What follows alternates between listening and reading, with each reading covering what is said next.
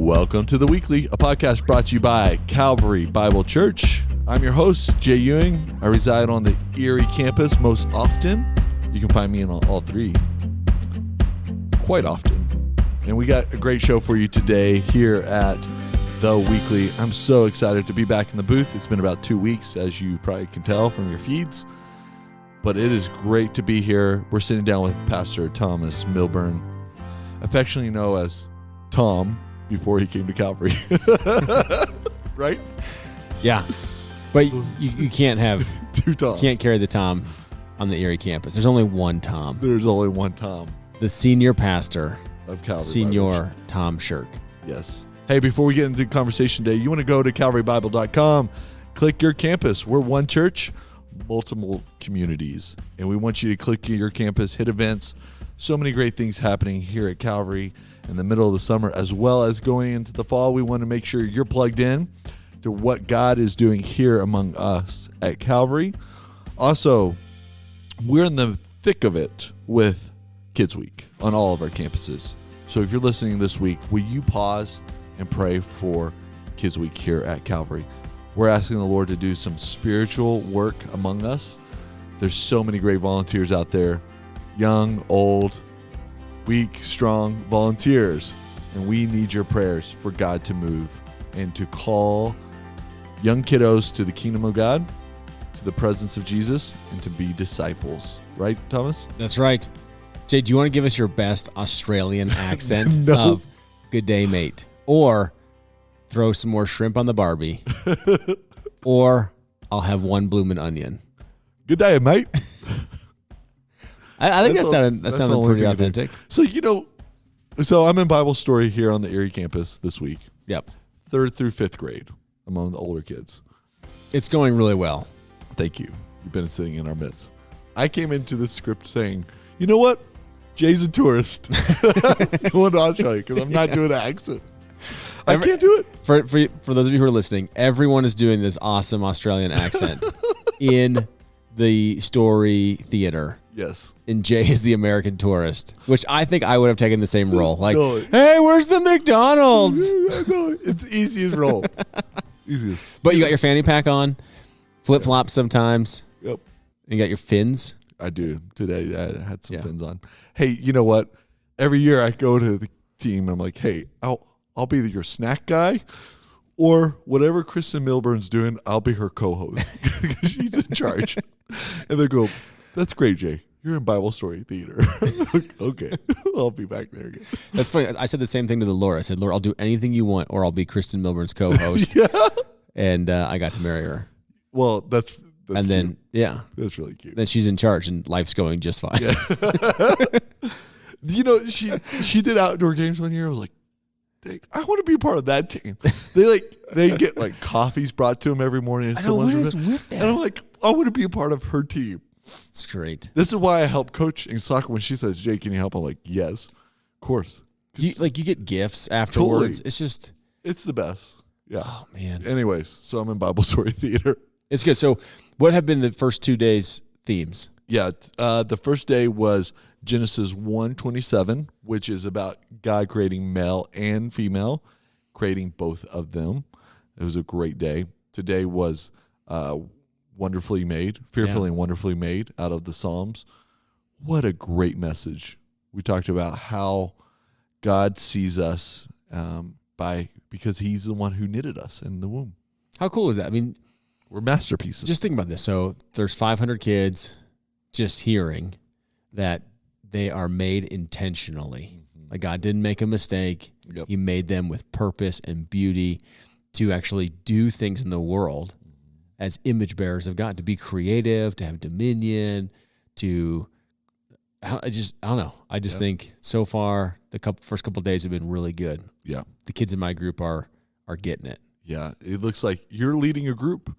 It's been a few years since you've led a group around. I know, it's so fun. Like I've done the missions thing, done the story, Yep. the Bible theater, outdoor games. Yep. It's fun to just be connected to a group. This year I have 4th graders. Oh, that's fun. So you just get to meet 4th graders, hear what they're passionate about. One of our kiddos, his birthday was today. Oh, So we showed up with birthday cards and birthday buttons. That's awesome. It was great. That's great. What a great birthday. That would have been really fun. I think so. Yeah. He's having a party tonight, so. That's really cool.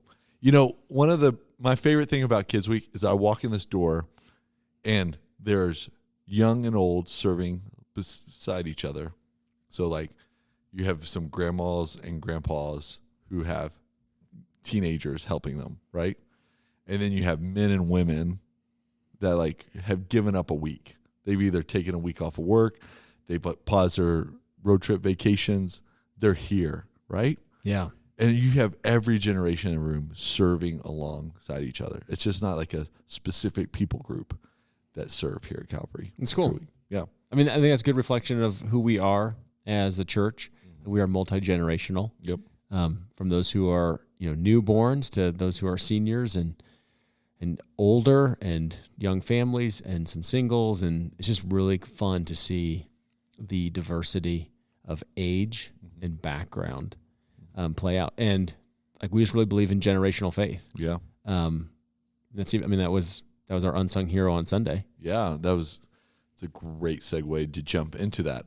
I was so blown away at this. I think, I didn't get to hear the week before what you were preaching on, so it was all new to me as well. It's fresh bread for me as well. And you talked about Timothy. Timothy is a really interesting individual in the New Testament. How do we know who Timothy is? Like, what are some of the resources, places in the scriptures we find Timothy? So Luke, who writes kind of a two-part history, part one is the Gospel of Luke, the things that Jesus began to do and teach, and then Acts is part two of what Jesus continued to do through the apostles and the early church. That's when we start meeting some of these early church leaders, and Timothy was one of those early church leaders that was discovered in a town called Derbe, Lystra. And is that sort of in, like, where is that present-day Turkey-ish? Istanbul, that type of area? I believe it is. Yeah. Yes, right? It's on the Mediterranean, right? Yeah. It's in that area. Yes. Because it's outside. Is it outside Corinth? I think it is. Sorry. If someone's listening and they actually know where it is, we should Google it too. Yeah. But yeah, Roman Empire. I think it's actually outside Philippi. But we can look that up. Yeah, we'll look it up. Anyway, so Paul's doing his missionary travels and runs into this young man named Timothy that the whole community speaks highly of. So that's kind of where we first meet him, is in Acts. And then we learn a little bit about Timothy through the letters of Paul. So Paul names him in some letters that he's writing to churches, because Timothy ends up being the emissary, the one taking the letters. Okay. And then he ends up being a pastor of a church in a city called Ephesus, which is actually a port city and one of the most influential cities in the Roman Empire. So that's kind of how we learn a little bit about Timothy. The last thing with church history, I think he's mentioned early on in Fox's Book of Martyrs. Yes, he is. Because he was said to continue to be a pastor in Ephesus until his late 80s or early 90s, but was put to death by a crowd as he was confronting them about their idol worship. That's super interesting. Okay, so Fox's Book of Martyrs. Would you have a copy of that? I do. Would you recommend that book? I would. That's a classic book you probably need to have on your shelf, right? Yeah. There's some interesting stories in there that outside that book you're probably not going to hear anything about. How truthful, I don't know. It's church history. Yeah. We have a lot of our understanding of these early church fathers and their end from that, because the scriptures don't, account for how did, John die, how did necessarily Peter die, but early church history gives us some clues. That's really cool. Yeah. You just mentioned that. I was like, that's probably a good place to go. There's some interesting stories in there too. Like, it's recorded that, John the apostle had a disciple that went wayward. So John made a disciple in a town, I can't remember which town it was, and then he departed, and then that kind of disciple went wayward. And so when John came back, he had heard news that his disciple went wayward. And so Foxes records him like chasing him down, like going after him, and be like, "Hey, what are you doing? Get back over here. How come you shipwrecked your faith? How come you left it so soon? What are you doing?" And restored him back to the church community. So there's some other activities in there that kind of enlighten, at least from the church history perspective, what we believe the apostles did. Yeah, totally. I think great. I just looked up Lystra, by the way. It's in the central present-day Turkey. Oh. It's the sort of derbies in the Lystra area. Okay. So there you go. For those who want to know. Okay, so we talked about Timothy. He gets picked up in Acts 16 from Apostle Paul. Paul sees something in him uniquely. Well, we were saying that it's actually the fellow brothers. Yeah, that's right. Kind of give a recommendation to Paul, because Paul sees his faith, and it's this genuine, beautiful faith. And there's something about Timothy that Paul says, I want him to come along my missionary journeys with me. That's great, man. How interesting. What do you think? Yeah. That's just I would have loved to. Because you know how you get connected to some people that you serve with and do gospel ministry with. You're like, my goodness, I just want to be around them, young and old, right? Right. And there's got to be something there where, like, Paul didn't take a ton of people with him, and we know he had some problems with some of the folks that he did. Yeah. But there's something in Timothy that later on develops into this beautiful relationship where, he just calls Timothy his true son of the faith, his beloved child. Yep. That's right. That's right. And gives him probably one of the most important and probably the hardest places to minister in, eventually in Ephesus, which, I mean, that's sort of a Google fun thing to do, the historical Ephesus, to hear what was happening there, what were the markets like, what were the streets like, because it was such a big city that antiquity has a lot to say about Ephesus, so we know a lot about the town. Yeah. Super interesting. But, okay, it's unsung hero, so that's actually not the preach. Yeah. The preach was somewhere else. Where was it? Do you feel like now people just anticipate, like, okay, it can't be that person? Like, who is this going towards? That's funny. I don't know. I really thought it was Timothy. I was like, okay, he's sort of an unsung hero. Yeah. So I was along for the journey, and then I was like, oh yeah, that's who it is. Yeah. I'm trying to get not as obscure as I can, but just people that, one, we don't know a lot about them, so they rarely make it into a message. Right. But what we did for the unsung hero was, okay, we know a little bit about Paul's upbringing and faith. Mm-hmm. You have top scholars, top schools, top education, pedigree. Where did Timothy's faith come from? Yeah. And Acts tells us that he had this mother that was Jewish, but she was married to a Greek, which is capitalized in our New Testament for a reason. Do you know why that is? No, I want to know. That's a good question. I didn't even notice that. Yeah, it's capitalized. I think it tells you that he wasn't a believer. Mm. It's actually a title, like he's this Greek. He's not a believer. Greek. He's not a believer. So Timothy hasn't gone through any of the ceremonial things that a Jewish family would have done. Totally.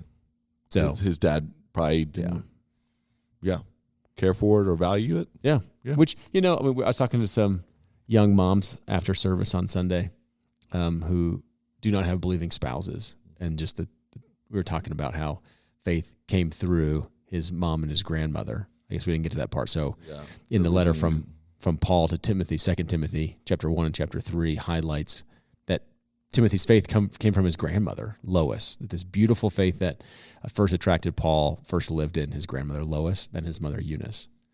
But we're talking to these moms, these solo moms who just don't have believing spouses. And, you feel, gosh, I want the father figure to also be with me on this of raising kids in the Lord. Yeah, there's got to be a lot of heartache and pain in that. And that happens with solo dads too, or dads that have wives that aren't believers. You just feel like, man, I'm on an island and I don't want to be. Mm-hmm. But here's Eunice, who's in that situation, and she still has Timothy, this beautiful example of faith. And so God still, continues to build faith in unlikely places. Yeah, and such an encouragement. So his grandma and his mother, your idea was that. How did Timothy get instructed in the faith? And if they were Jewish believers. Yeah, Paul says that, Timothy, from the faith that you had early on, from the sacred writings, so the Old Testament, you're familiar with them. So what did Grandma Lois instruct Timothy in? And we we can't 100% guarantee it, but we're pretty darn close. We're pretty confident. Yeah. At least confident in the sense that there's certain texts that the Jewish community centered themselves around. And so if Lois and Timothy were going to be bumping into certain texts, it would be like this. And that text was Deuteronomy chapter 6, called the Shema. Okay, that's a weird word. We don't hear that very often. Yeah, it's one of their famous texts of their daily prayers. Yeah, and what is the Shema then? So the Shema You is... said famous daily prayers, but why is it in Deuteronomy, or where is it in Deuteronomy? Yeah, so in Deuteronomy 6 is when they are, the whole venture of coming out of slavery into the promised land is the formation of a people. So God has been spending all this time through Moses and the priests forming them to be the people of God. Yeah. That's when they've received the commandments, they've received the priests, they've received the tabernacle, like the place of worship. And so when they're coming into the land, Deuteronomy is setting them up. Okay, when you come into the land, this is how we are to live this out. And so it begins with the first commandment, Hear, O Israel, the Lord your God is one. Mm-hmm. So it's reminding them that there's one God, nothing above God. And then how do you pass along generational faith? Yeah. I think that's what the Shema is about. How do you pass this faith on to future generations? So really what you did was you got to Timothy, talked about his mother and grandmother, and we spent more time in Deuteronomy 6. Maybe. You're a good old preacher. Look at you going all over the place. Well, it's like... You want to build a case argument. Yeah, why it's important. Well, what I want to say is, man, Paul takes time to note where Timothy's faith comes from. So that's a deal. That is a deal. There's not a lot of paper in first century. Yeah, there's not. So, I mean, the fact that Lois is mentioned is a really big deal. And for us to be encouraged, like, you don't have to be these mighty Pauls, these Peters, these famous heroes, so to speak, of the scriptures. Look at what a woman named Lois did with her daughter and her grandson, and the faith that ended up impacting all of these churches through the work of Paul and Timothy. Yep. And then him being a pastor maybe into his 90s. Yeah. Like that's the fruit of Grandma Lois. Drop the mic. So let's all be Grandma Lois. Yeah, no doubt. Which, I don't know, it's just like the Lord uses such ordinary means. Like faith gets passed on through ordinary means. And be encouraged. Like you're building faith in your kids when you're changing diapers, when you're shopping for groceries, when you bring them out and change the oil in the car. You're building faith in them when they have kids and you get a second round with grandkids. You're building faith. You're praying like, I've said it before on the podcast. My grandmother, I really think she prayed me into the kingdom of God. Persistent widow, just like, Lord, capture this young man's heart over and over. I feel it, Yeah. Or even like I was just at Iger Haji preaching a middle school camp, which is one of my favorite joys every year is get the opportunity to do that. How many messages did you give in 1 week to middle schoolers? 11 messages. Yeah, totally. Wow. Yeah. Last year was worse. In COVID, I had to do 24. Really? They were in cohorts. You had small cohorts come in. Yeah, I had to preach twice sometimes, and it got a little goofy there, but yeah. But I even texted my mom. I was preaching. They preach from the NIV at Iger Haji, which is great. And I took out the NIV that I have. It's one of my favorite Bibles. It's always on my shelf. And I realized at Iger Haji, I looked at it, I was like, oh, yeah, my mom got me this Christmas 2000. And her name's in there and the date and her handwriting. So I texted her and said, Mom, look, I'm preaching from the Bible you bought me. Faith builds upon faith. Yeah. So I get it. My mom's ordinary. She's a great mom. My grandmother's very ordinary. But their faith has some influence. Yeah. Was it perfect faith? No. But is my faith perfect or my raising my kids? No. I think that is what people need to hear. Is it's not perfect faith. It's genuine faith. I think that's important. It is genuine. Totally. Like in Deuteronomy 6 when it says, you are to love the Lord God with all your heart, soul, mind, and strength. Yep.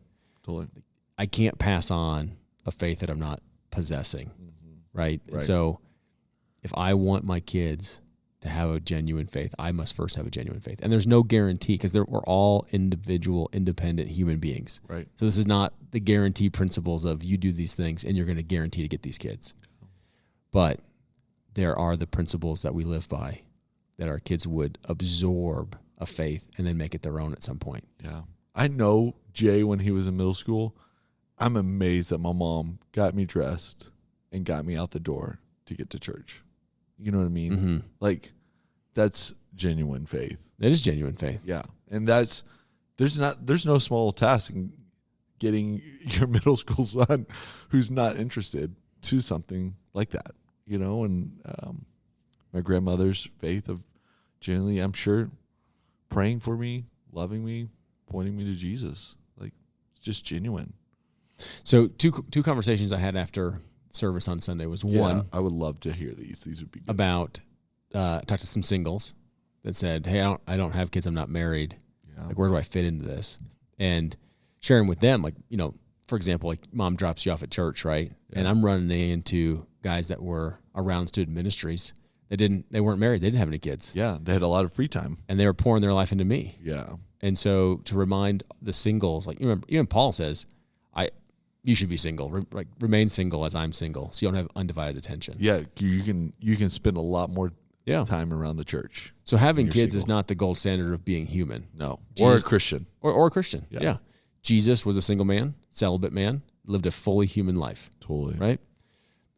So reminding them that they have a vital role to play in the family of God. So they might not have biological kids, but they belong to the family of God. Yeah. And we need them to be expressing their giftings themselves to us. Yeah, totally. And then another conversation was a person grieving that, like, they just don't have any faith in their family tree. Mm-hmm. And I said, we all don't have that. And if we do, it's a thank you, Jesus. Yeah. But you know what?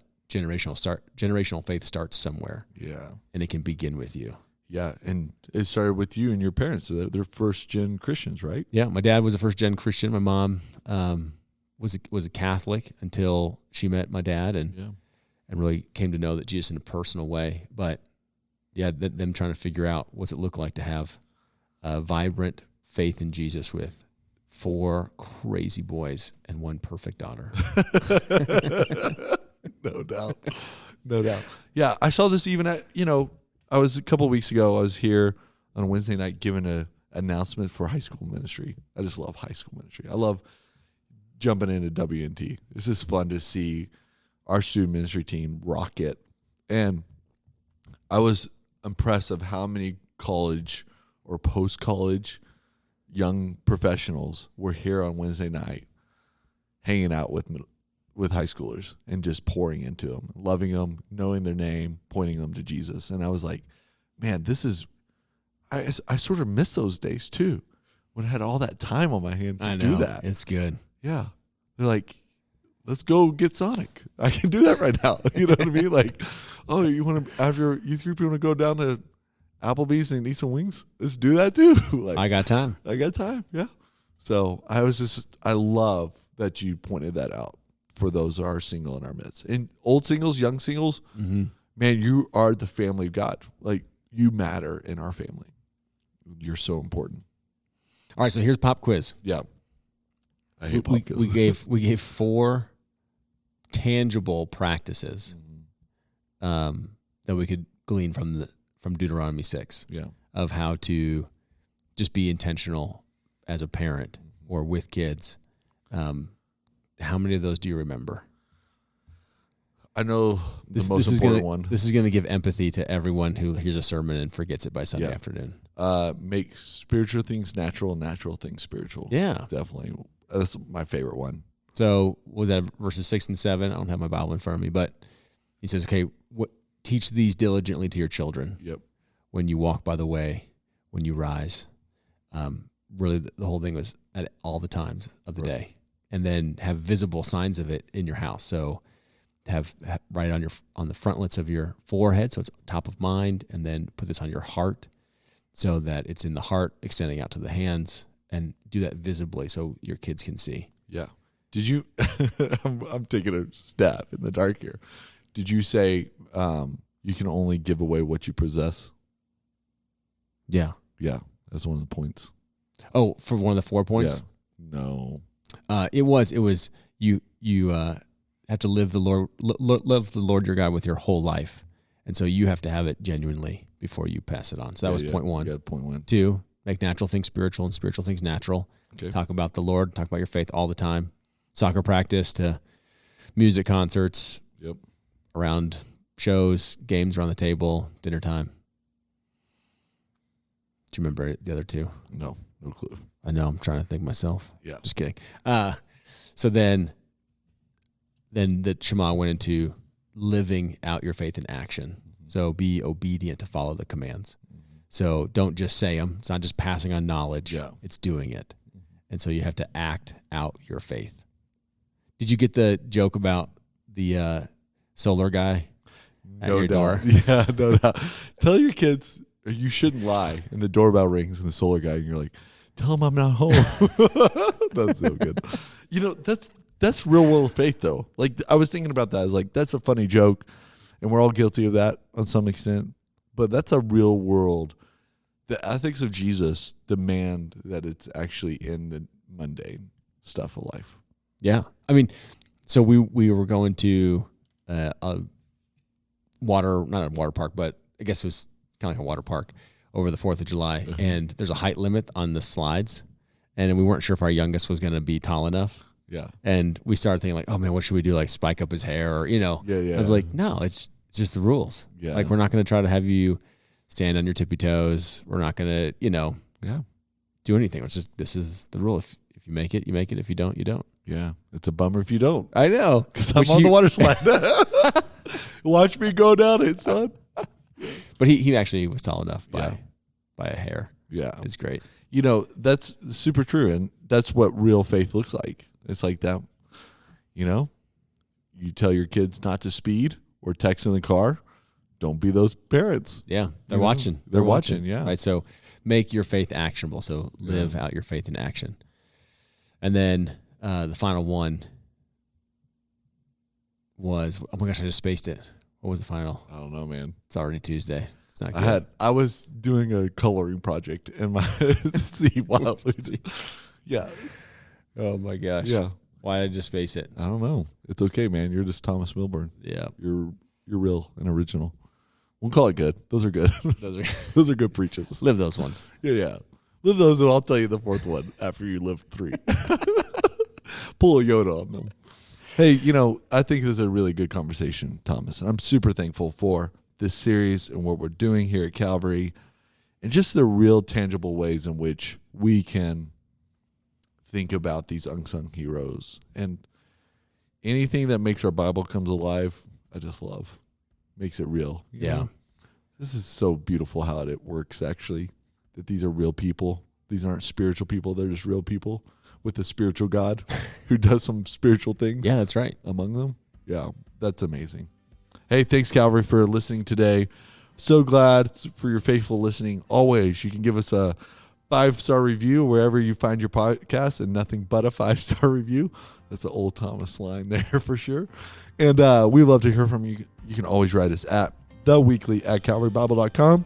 In the meantime, pray for Kids Week. We are so grateful to partner with you as we partner with God, what He's doing among us, and really ordinary people where God can do extraordinary things. As well as we love to hear from you week to week on the campus. If you see me in the lobby, see Thomas in the lobby, just say, hey, great podcast this week. We'd love to hear from you. All right, that's enough of Jay. Let's get out of here. He's so good to be with you.